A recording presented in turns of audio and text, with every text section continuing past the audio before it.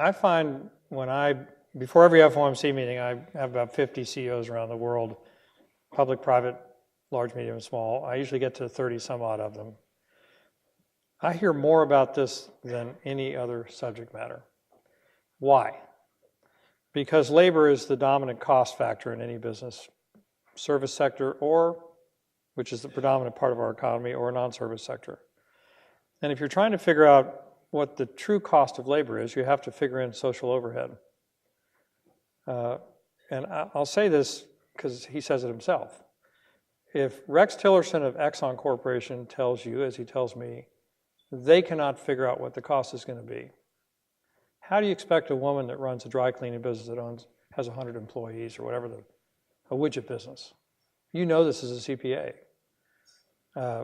It creates enormous uncertainty at a time where we're trying to create or incent people to create more jobs.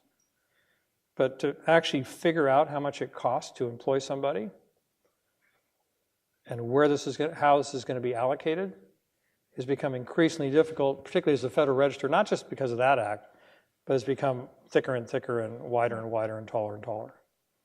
But the one issue that everybody talks about, regardless of size, regardless of being public or private, is the Affordable Health Care Act. And as we see every morning, as there was in the New York Times this morning, the second best paper in the United States next to the Dallas Morning News, there are little aspects of that seem not to quite function. That creates additional uncertainty. So it's pretty clear to me that this is something that needs to be more clearly addressed. And you talk about unintended consequences, should have been thought through before. Now, how it works its way into the models, I'm not sure, because I don't build and operate models like you do, Nick.